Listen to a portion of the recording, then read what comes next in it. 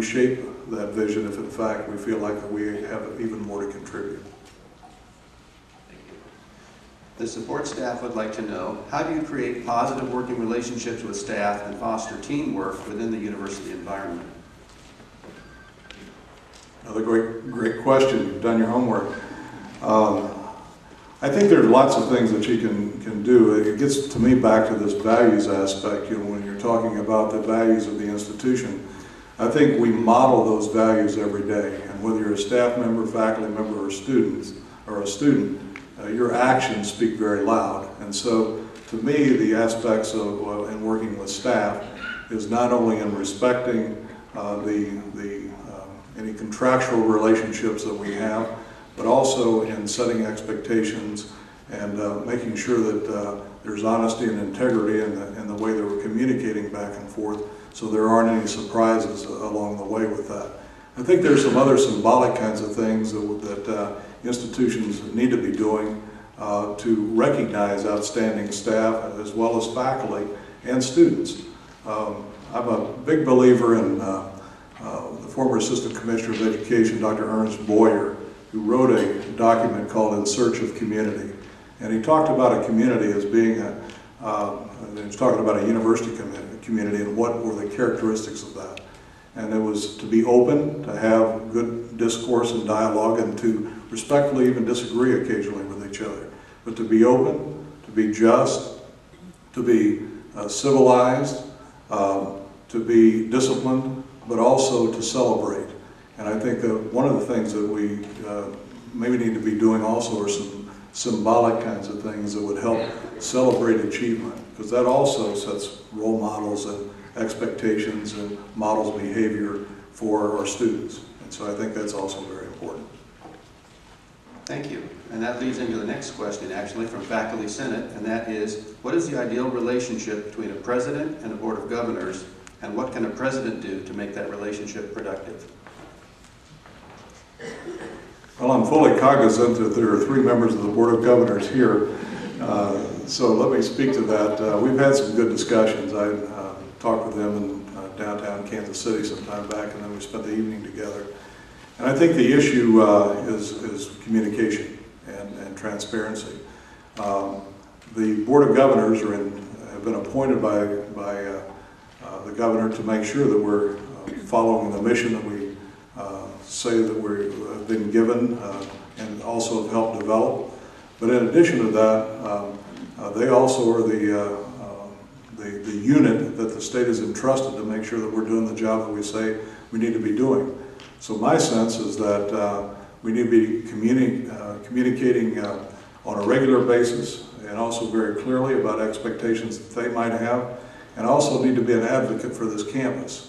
I'm convinced, based upon some conversations that we've had, that these individuals are passionate about this university. I don't think anyone on that Board of Governors wants to be president. They want someone, I think, that they can communicate with and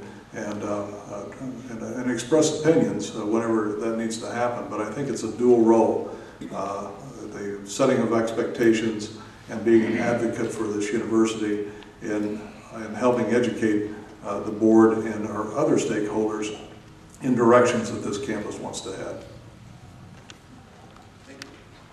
I have several questions that are budget related, and they kind of tie together with where we are, where we're going, that kind of questions. And so the first one would be, what is the single most important thing UCM can do in the next 5 years to position itself for the following 25 years? That was an easy one, isn't it? I don't know any institution that's planning for 25 years out. It would be terrific if we could have a crystal ball that was that clear. But I do think that I'm a strong believer in developing a plan, planning your work, and then working the plan, and being accountable along the way on that. Said simply, I think that the most important thing that perhaps we can do as a campus community is to talk about the goals that we have as a campus. Are they realistic? What are the kind of resources that we would need to implement those particular goals? And to get about the business of putting that plan together. So I think the planning aspect is something that we can do it as a campus. Looking out 25 years, American higher education has changed very dramatically, and I'm not sure that 10 years ago we would have expected such a tremendous economic downturn that the entire nation has experienced over the last couple of years. So as a public university, we obviously, there's a direct correlation between the amount of money that we have and what's going on nationally and also in the state of Missouri. So I think that's always going to be part of the context that we operate in. But I don't think we have to be limited by the financial aspects of that. We have to be realistic, but I do think that we also can dream some dreams, but we also have to be practical about how we get there.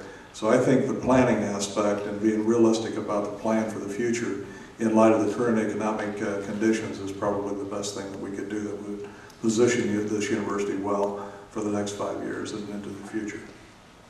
Thank you.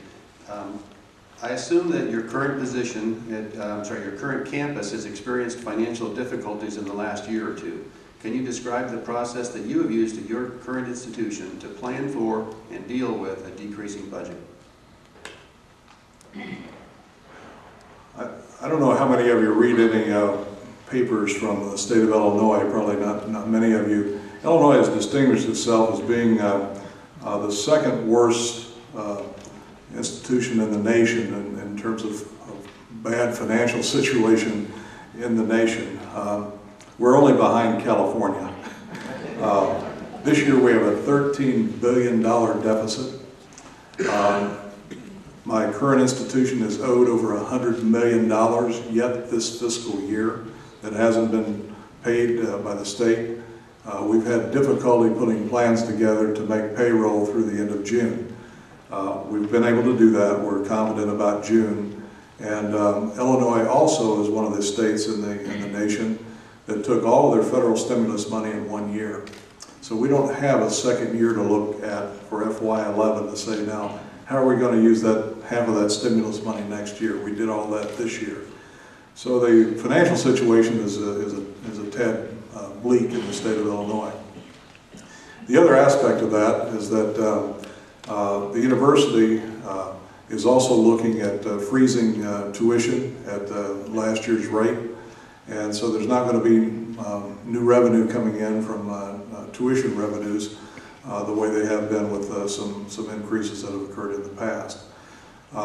The plan that we have, and my conversation this morning with the vice presidents and the deans said that FY11 looks like you have a plan in place. In Illinois, we haven't been taken off the hook yet for FY10. We may still have some budget cuts in FY10. We don't think that we will, and if we do, obviously it's the end of April, we've got 2 months to make up whatever expectation they'd be giving us about budget cuts. We think we're probably going to be okay though for this year. We don't have a budget yet for FY11, we probably, some say we won't until after the elections in the fall.